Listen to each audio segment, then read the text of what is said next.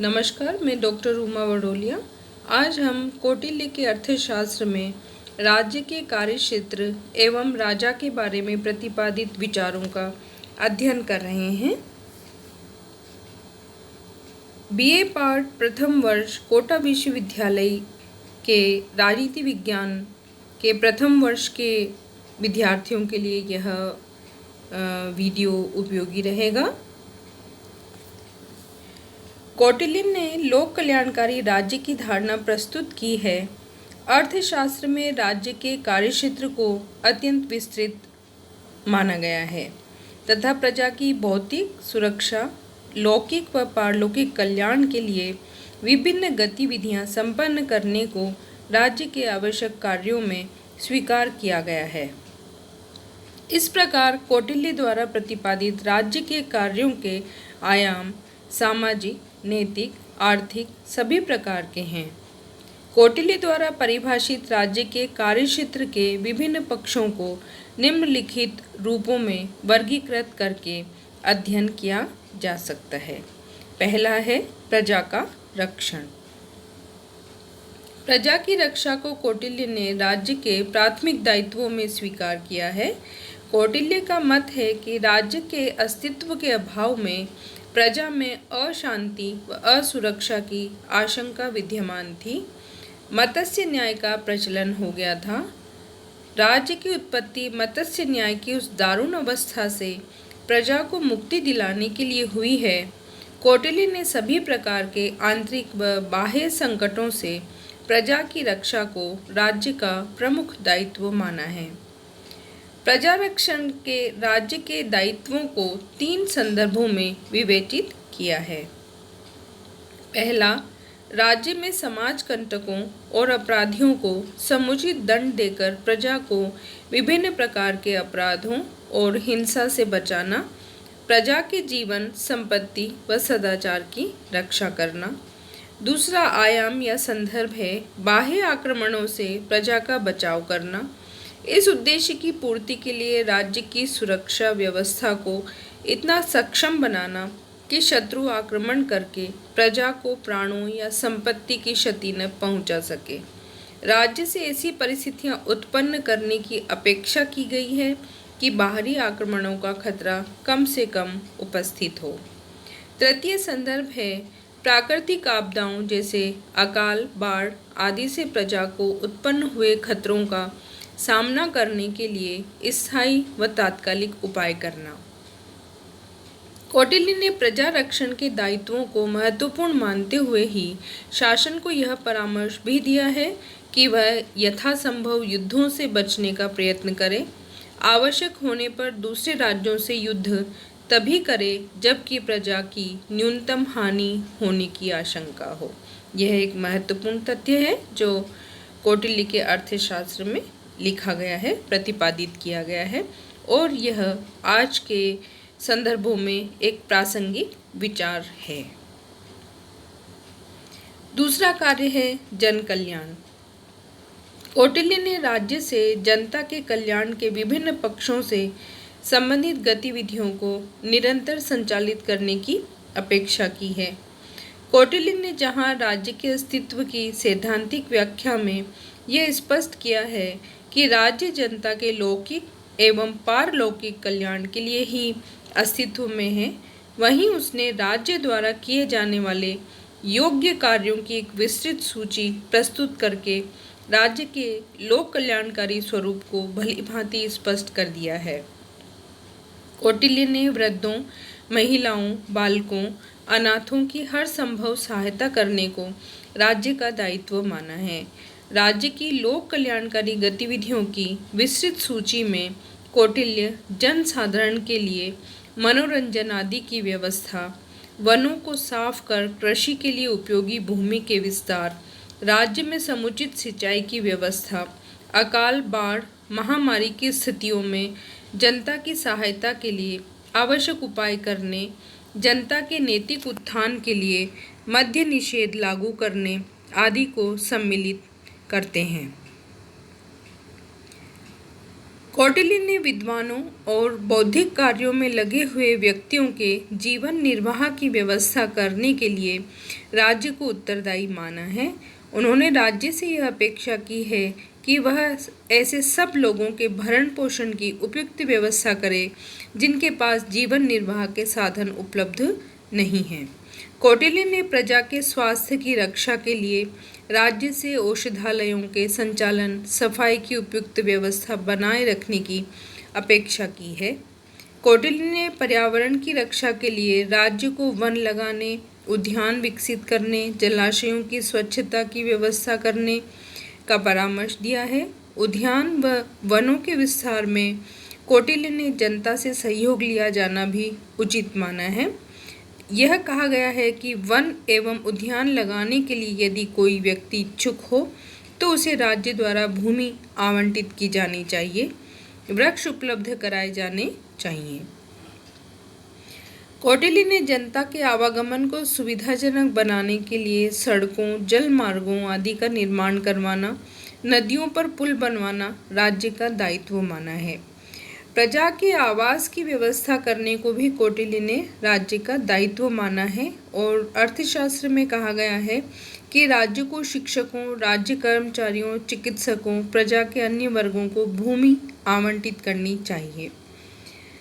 कौटिल्य द्वारा प्रस्तुत राज्य की गतिविधियों की विस्तृत सूची से स्पष्ट है कि मनु की भांति ही कौटिल्य ने राज्य को प्रजा के कल्याण के प्रति एक केवल सैद्धांतिक रूप से ही निर्देश नहीं दिए हैं, अपितु शासक से अपेक्षा की है कि वह विभिन्न विभागों का गठन कर प्रजा के कल्याण की गतिविधियों को नियमित रूप से संचालित करे।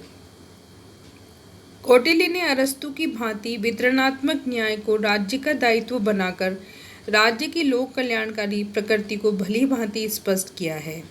कौटिल्य के अनुसार अप्राप्त की प्राप्ति, प्राप्ति का संरक्षण, संरक्षित का संवर्धन तथा संवर्धित का उचित प्रक्रिया से सुयोग्य व्यक्तियों में वितरण राज्य का प्रमुख कार्य है। कौटिल्य की स्पष्ट मान्यता है कि राज्य जनता में समृद्धि और कल्याण के प्रसार के अपने दायित्वों की पूर्ति करने के पश्चात ही उनसे कर प्राप्त करने का अधिकारी होता है। तृतीय कार्य है राज्य का, राज्य की अर्थव्यवस्था का संचालन। आर्थिक क्षेत्र में राज्य के अहस्तक्षेपवादी सिद्धांत का समर्थन नहीं किया गया है। अर्थशास्त्र में कौटिल्य ने राज्य से अपेक्षा की है कि वह अर्थव्यवस्था को इस प्रकार नियंत्रित और संचालित करे कि समाज में साधनों का अत्यधिक केंद्रीकरण न हो और जनता के सभी वर्गों के आर्थिक हित सुरक्षित रहे।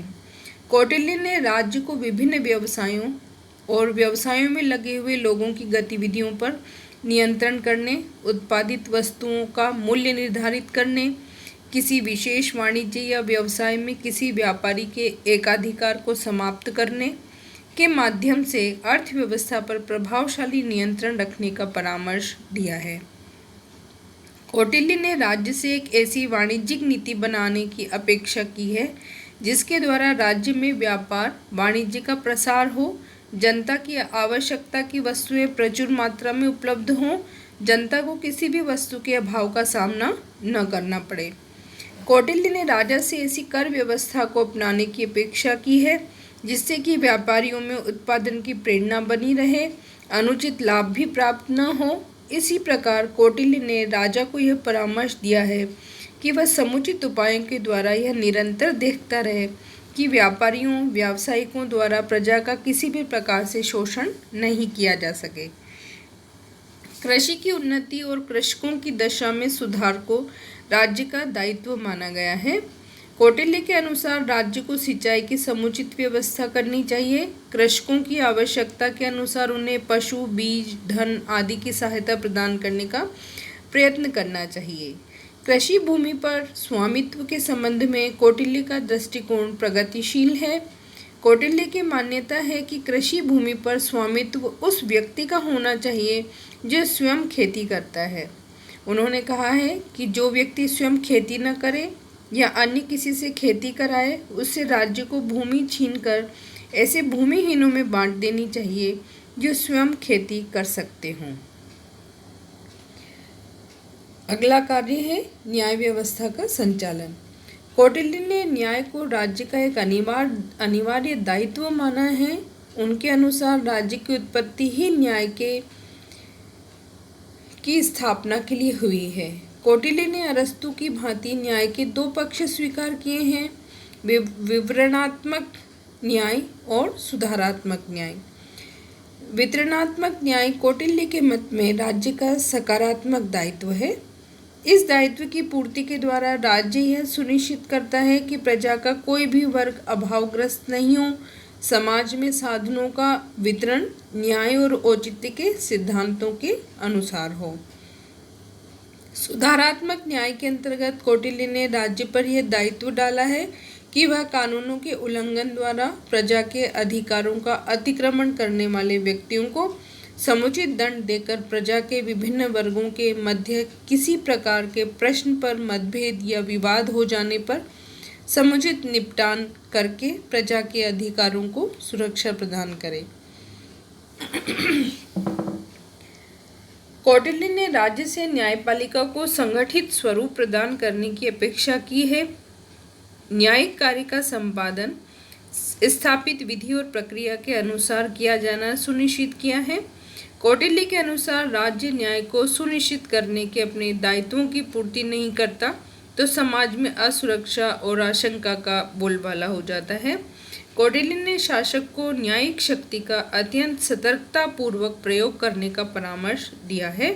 यह चेतावनी दी है कि न्यायिक शक्ति का दुरुपयोग करने के गंभीर परिणाम राजा को देखने पड़ सकते हैं। नेक्स्ट कार्य है सामाजिक व्यवस्था का संचालन। सामाजिक व्यवस्था के निर्वाह के लिए भी कौटिल्य ने राज्य को ही उत्तरदायी माना है। सामाजिक संगठन से सिद्धांतों तथा समाज के विभिन्न वर्गों के मध्य संबंधों के संचालन में राज्य की भूमिका को विनियमनकारी मानते हैं। कौटिल्य ने राज्य पर यह सुनिश्चित करने का दायित्व डाला है कि सामाजिक व्यवस्था का निर्वाह वेदों शास्त्रों में स्वीकृत वर्ण एवं आश्रम व्यवस्था के अनुरूप हो। कौटिल्य ने राज्य को सामाजिक व्यवस्था के संबंध में नियमों का प्रतिपादन करने, विभिन्न वर्गों के कर्तव्यों की अपनी इच्छा से व्याख्या करने की शक्ति प्रदान नहीं की है। राजा से यह सुनिश्चित करने की अपेक्षा की है कि विभिन्न वर्णों के सदस्य, विभिन्न आश्रमों में स्थित व्यक्ति अपने कर्तव्यों और मर्यादाओं का पालन करते रहें और शासक को यह स्पष्ट परामर्श दिया है कि वह व्यक्तियों द्वारा उनके कर्तव्य पालन और अपने धर्मों के निर्वाह में अनावश्यक हस्तक्षेप न करे। सामाजिक जीवन के विभिन्न पक्षों, विभिन्न वर्णों के आपसी संबंधों तथा विवाह आदि को कौटिल्य ने राज्य की विधि द्वारा विनियमित संचालित किया जाना आवश्यक माना है। यही कारण है कि कौटिल्य ने अर्थशास्त्र में विवाह, धर्म, स्त्री, पुरुषों के पारस्परिक कर्तव्यों पर विस्तार से प्रकाश डाला है। यह भी सुनिश्चित करना राज्य का दायित्व माना है कि व्यक्ति अपने पारिवारिक दायित्वों का पालन भलीभांति करता रहे। कोई व्यक्ति समर्थ होते हुए भी अपनी संतान, पत्नी, बहन, माता पिता का भरण पोषण नहीं करता तो राज्य के द्वारा उसे दंडित किया जाना चाहिए। इसी प्रकार यदि कोई व्यक्ति अपने पुत्र, पत्नी के जीवन निर्वाह की उचित व्यवस्था किए बिना ही संन्यास ग्रहण करना चाहे तो कौटिल्य ने राज्य द्वारा उसे दंडित किया जाना आवश्यक माना है। प्रशासनिक व्यवस्था का संचालन भी दायित्वों में सम्मिलित किया गया है। राज्य को यह दायित्व दिया गया है कि वह एक सक्षम प्रशासनिक प्रणाली की स्थापना करे। राज्य से विवेक सम्मत और व्यावहारिक आधारों पर विभिन्न विभागों का संगठन करने, उचित संख्या में सुयोग्य अधिकारियों व कर्मचारियों की नियुक्ति करने की अपेक्षा की गई है। उनका मत है कि समुचित निर्णय नियंत्रण के बिना कर्मचारी व अधिकारी अपनी शक्तियों का दुरुपयोग कर सकते हैं, प्रजा को पीड़ित कर सकते हैं। इसलिए राज्य को राजकीय कर्मचारियों पर भली भांति नियंत्रण रखने और सुनिश्चित करने के लिए उत्तरदायी माना है कि अधिकारियों व कर्मचारियों द्वारा प्रजा का शोषण नहीं किया जा सके। परराष्ट्र संबंधों का संचालन राज्य के प्रमुख दायित्वों में है।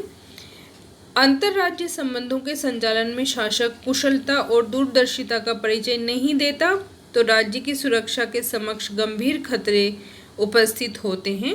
प्रजा के प्राणों व संपत्ति के समक्ष भी गंभीर संकट उपस्थित हो जाता है। अतः शासक को यह परामर्श दिया है कि अंतर्राज्यीय संबंधों में युद्ध या शांति का निर्णय इस बात को ध्यान में रखते हुए करे कि प्रजा का कल्याण और उसकी सुरक्षा ही सर्वोपरि है। राज्य के कार्य क्षेत्र के संबंध में ये जो विवरण विवेचन हमने किया है, इससे स्पष्ट है कि कौटिल्य का राज्य एक अहस्तक्षेपवादी राज्य नहीं है। कौटिल्य का राज्य अनिवार्य रूप से लोक कल्याणकारी राज्य है जो सैद्धांतिक रूप से प्रजा के कल्याण के प्रति समर्पित है और व्यावहारिक दृष्टि से वह अनेक ऐसी गतिविधियों को संपन्न करने के दायित्वों का निर्वाह करता है जो प्रजा के नैतिक, आर्थिक व सामाजिक उत्थान से संबंधित है। इसे हम इस तरह भी देख सकते हैं, राज्य के कार्यों को प्रजा का रक्षण, जन कल्याण, सामाजिक व्यवस्था का संचालन, अर्थव्यवस्था का संचालन, न्याय व्यवस्था का संचालन, परराष्ट्र संबंधों का संचालन, प्रशासनिक व्यवस्था का संचालन। अब हम इसका नेक्स्ट टॉपिक पढ़ेंगे। इस वीडियो का नेक्स्ट टॉपिक शासक के व्यक्तिगत गुण। कौटिल्य ने शासक से व्यापक दायित्वों की पूर्ति की अपेक्षा की है और इन जटिल शासकीय दायित्वों की पूर्ति के लिए कौटिल्य ने शासक में उपयुक्त क्षमताओं, योग्यताओं का होना आवश्यक माना है। उनकी मान्यता है कि राजा को कर्तव्य पालन में सक्षम बनाने के लिए उसकी शिक्षा, दीक्षा और प्रशिक्षण बहुत आवश्यक होते हैं। उन्होंने राजा से 3 प्रकार के गुणों की अपेक्षा की है। पहले प्रकार का गुण है ऐसे गुण जो राजा में उत्तम नैतिक चरित्र दर्शाते हैं। दूसरे ऐसे कार्य साधक गुण जो राजा को उसके शासकीय दायित्वों के निर्वाह में सक्षम बनाते हैं। और तीसरे ऐसे गुण जो शासक के सकारात्मक दायित्वों के प्रति निष्ठा को, शक्ति के उपयोग में संयम की आवश्यकता को प्रतिपादित करते हैं। राजा के नैतिक गुणों में कौटिल्य ने इंद्रिय नियंत्रण, विनम्रता को अत्यंत महत्वपूर्ण माना है। राजा को काम, क्रोध, लोभ, मान, मद और हर्ष आदि वृत्तियों के वश में न रहने का परामर्श दिया गया है। कौटिल्य ने चेतावनी दी है कि यदि राजा इन सब के वश में हो जाएगा तो वह शासन करने और राज्य की रक्षा करने में असमर्थ होगा। कौटिल्य ने ऐसे अनेक राजाओं के उदाहरण दिए हैं जो इन दुर्गुणों के कारण नष्ट हो गए। दूसरी ओर कौटिल्य ने ऐसे राजाओं के उदाहरण भी दिए हैं जिन्होंने इन दुर्गुणों से बचे रहकर चिरकाल तक कीर्ति का अर्जन किया है। कौटिल्य का मत है कि शासकीय कार्यों को कुशलतापूर्वक संपन्न करने के लिए राजा को भली भांति शिक्षित और प्रशिक्षित होना चाहिए। राजकीय कार्यों को कुशलतापूर्वक संपन्न करने के लिए कौटिल्य ने राजा में बुद्धिमत्ता, दूसरों के गुणों को ग्रहण करने में तत्परता, संतुलित व्यवहार कर दूसरों को प्रसन्न करने की इच्छा पर बल दिया है। राजा को दूसरे के धन के प्रति लोभ, अधिक शयन, मिथ्या व्यवहार, कार्यों से बचे रहने का परामर्श दिया है। राजा को मनोरंजन और आमोद प्रमोद में संतुलित रुचि रखने का परामर्श भी दिया गया है। कौटिल्य ने शासक से राजकीय दायित्वों का निष्ठापूर्वक पालन करने की अपेक्षा की है और इसके लिए राजा में धर्म के प्रति अडिग निष्ठा, दायित्वों के पालन में तत्परता, प्रजा के हित को सर्वोपरि मानने की इच्छा, राजकीय शक्ति का अमात्यों के सहयोग से प्रयोग करने की नीति, त्रयी वार्ता, दंड नीति के प्रति पूरी तरह समर्पित रहने को आवश्यक माना है। शासक को यह भी परामर्श दिया गया है कि शक्ति के उपयोग में संयम बरतने और कभी भी मर्यादा का उल्लंघन न करने का परामर्श कौटिल्य को राजा को दिया गया है। राजा को पूरी तरह से राज्य के प्रति दायित्वपूर्ण बनाने के लिए कौटिल्य ने अर्थशास्त्र में राजा की दिनचर्या, का भी वर्णन किया है। कौटिल्य ने राजकीय कार्यों को सुचारू चलाने के लिए यह परामर्श दिया है कि प्रतिदिन उसके द्वारा किए जाने वाले कार्यों का भली भांति वर्गीकरण और विभाजन कर लिया जाए। राजा की दिनचर्या को दिवस के 8 भागों में और रात्रि को भी 8 भागों में विभाजित किया है। राजा द्वारा उन भागों में पृथक पृथक कार्य संपन्न करने पर बल दिया गया है। इस तरह से विभाजन किया गया है। प्रथम भाग जो कि दिन का समय है उसे 8 भागों में विभाजित करके प्रथम भाग में कहा गया है कि प्रजा की रक्षा के उपाय, राजकीय आय व्यय का निरीक्षण राजा के द्वारा किया जाना चाहिए। द्वितीय भाग में प्रजा के अभियोगों को सुना जाना चाहिए। तृतीय भाग में स्नान, भोजन, स्वाध्याय किया जाना चाहिए। चतुर्थ भाग में कर विभाग और अधिकारियों संबंधी कार्य किए जाने चाहिए। पंचम भाग में मंत्री परिषद से विचार विमर्श, गुप्तचरों से वार्ता की जानी चाहिए। षष्ठम भाग में मनोरंजन संयमित रहते हुए किया जाना चाहिए। सप्तम भाग में अस्त्र शस्त्रों का निरीक्षण किया जाना चाहिए और अष्टम भाग में जो कि संध्या काल में होगा, सेनापति से परामर्श किया जाना चाहिए। रात्रि चर्या के भी 8 भाग किए हैं, जिसे हम घड़ी भी बोल सकते हैं।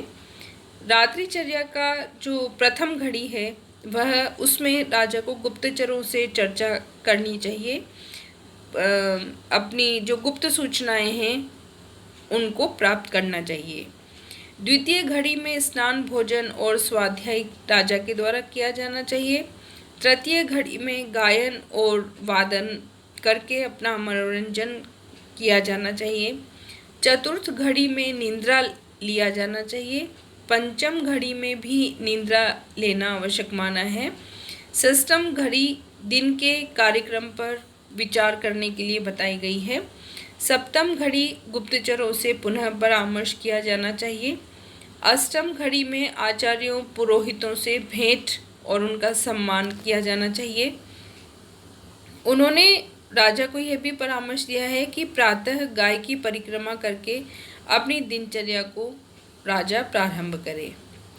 उनके अनुसार राजा का जीवन एक तपस्वी की भांति अनुशासित होना चाहिए।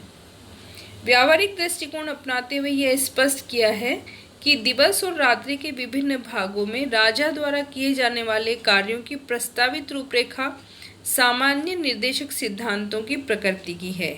उनका स्पष्ट मत है कि राजा परिस्थितियों और अवसर के अनुसार इस कार्यक्रम में व्यावहारिक परिवर्तन कर सकता है।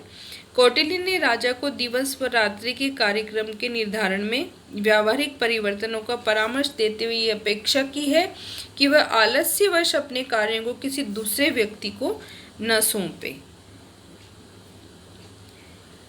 अब हम यहाँ राजा के कर्तव्यों के बारे में पढ़ेंगे। अर्थशास्त्र के अधिकरण 1 के अध्याय 4 में लिखा गया है, प्रजा सुखे सुखः राज्ञ प्रजा नाच्य हिते हितम नात्म प्रियम सुखम राज्ञ प्रजा नाच्य सुखे सुखेम ता पिते वानुग्रह्यात्। अर्थात राजा के कर्तव्यों का वर्णन करते हुए अर्थशास्त्र में यह श्लोक लिखा गया है, जिसका अर्थ है प्रजा के सुख में राजा का सुख है, प्रजा के हित में राजा का हित है। राजा के लिए प्रजा के सुख से भिन्न अपना सुख नहीं है, प्रजा के सुख में ही उसका सुख है।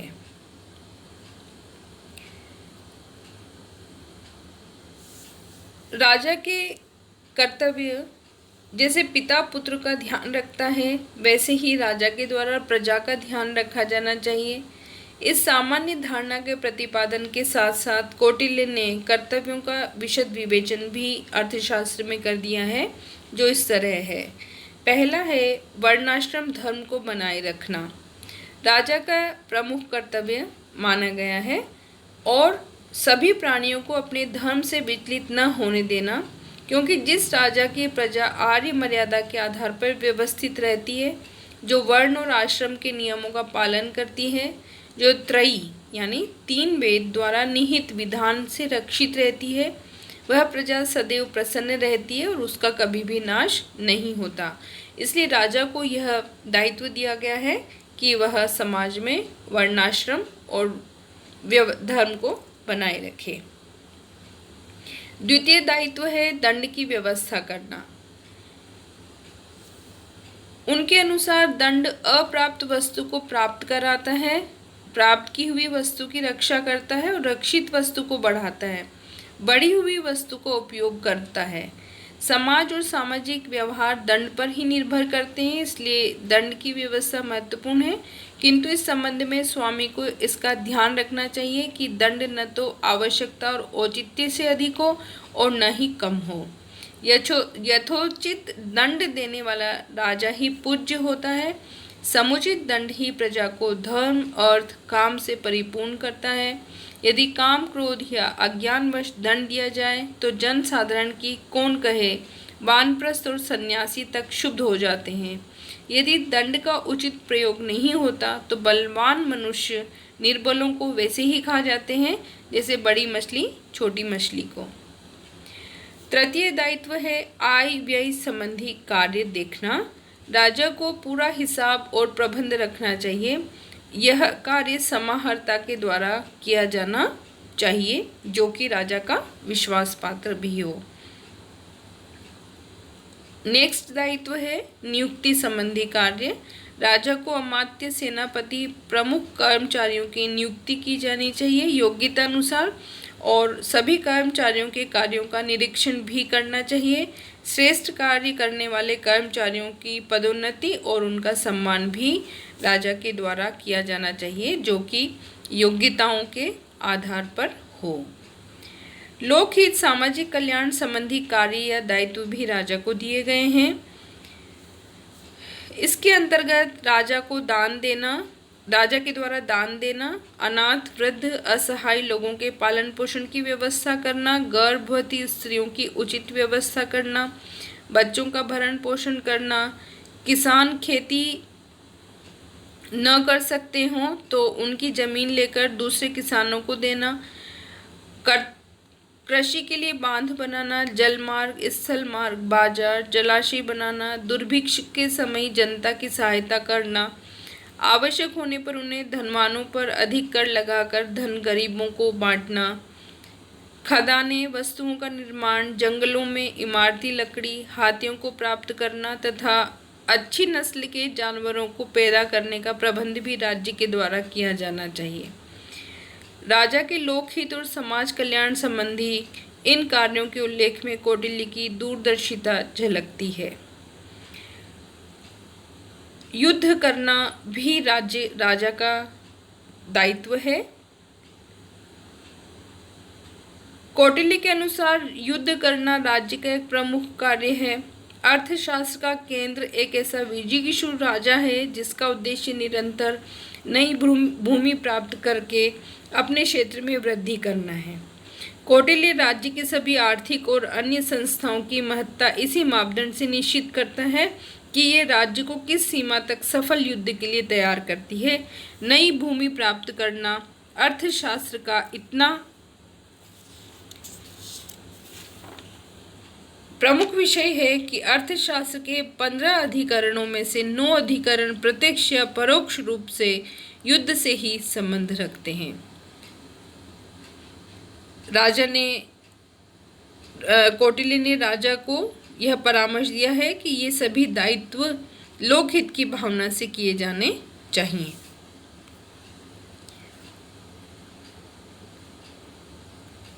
अब हम देखेंगे कि राजा के आवश्यक गुण और राजा के कर्तव्यों के साथ अर्थशास्त्र में राजा के पद को क्या स्थिति दी गई है। राज्य के 7 अंगों में सर्वोच्च स्थिति राजा को प्रदान की गई है, किंतु राजा निरंकुश नहीं हो सकता, क्योंकि कौटिल्य ने राजा पर नीतिगत, संस्थागत और व्यावहारिक प्रतिबंध लगाए हैं। पहला प्रतिबंध है राजा की शक्ति। प्रथम प्रतिबंध अनुबंधवाद का है। कौटिल्य के अनुसार मनुष्यों ने राजा की आज्ञाओं के पालन की जो प्रतिज्ञा की है, उसके बदले में राजा ने अपने प्रजाजन के धन जन की रक्षा का वचन दिया है। इससे ये निष्कर्ष निकलता है कि राजा के द्वारा प्रजा के धन जन को हानि पहुंचाने वाला कोई कार्य राजा के द्वारा नहीं किया जा सकता। दूसरा प्रतिबंध है धार्मिक नियम, नीति व रीति रिवाज। राज्य की शक्ति पर एक बड़ा प्रतिबंध है यह।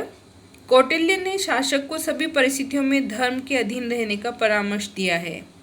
राजा के अधिकार धर्म, नैतिक नियम, देश काल से जुड़े रीति रिवाजों से सीमित हैं और इनका पालन करने के लिए राजा बाध्य है। तीसरा प्रतिबंध है मंत्री परिषद। कौटिल्य के अनुसार राज्य रूपी रथ के 2 चक्र राजा और मंत्री परिषद हैं। शासन की शक्ति अकेले राजा में निहित नहीं है। इसका उपयोग मंत्रियों से परामर्श के आधार पर ही करना सुनिश्चित किया जाना चाहिए। और राजा को यह भी परामर्श दिया है कि स्वयं की इच्छा के विपरीत होने पर भी मंत्रियों के विवेक सम्मत परामर्श को राजा के द्वारा स्वीकार किया जाना चाहिए, अन्यथा उसके गंभीर दुष्परिणाम भी बताए गए हैं। जनता व जनमत का नियंत्रण भी राजा पर रखा गया है। जनमत के महत्व के प्रति सचेत करते हुए इस बात पर अर्थशास्त्र में बल दिया गया है कि राजा के लिए जनता के हित और दृष्टिकोण की अवहेलना गंभीर परिणामों को जन्म देगी। कौटिल्य की मान्यता है कि यदि शासक जनमत की अवहेलना करता है, जनता के विरुद्ध दंड की शक्ति का दुरुपयोग करता है, तो जनता उससे घोर असंतुष्ट हो जाती है और ऐसी स्थिति में कौटिल्य ने प्रजा को राजा का परित्याग कर देने का अधिकार भी प्रदान कर दिया है।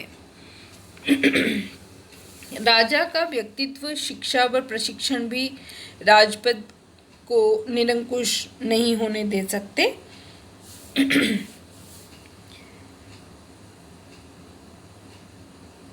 कौटिल्य ने राजा के लिए अनेक मानसिक और नैतिक गुण आवश्यक बताए हैं और इस प्रकार का सर्वगुण संपन्न राजा अपने स्वभाव से ही निरंकुश नहीं हो सकता। इसके अलावा उसने राजा की शिक्षा पर बल देकर उस पर ऐसे संस्कार डालने चाहिए कि वह निरंकुशता का मार्ग न अपनाकर लोकहित के कार्यों में लगा रहे।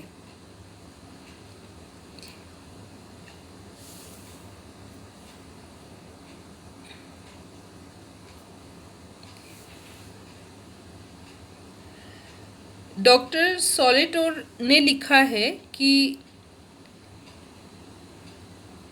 अपना राज्य और जीवन खोए बिना यूनान के अत्याचारी राजाओं जैसा राजा कौटिल्य के अर्थशास्त्र में चित्रित राजा नहीं बन सकता, क्योंकि जनता ऐसे राजा को सहन नहीं कर सकती।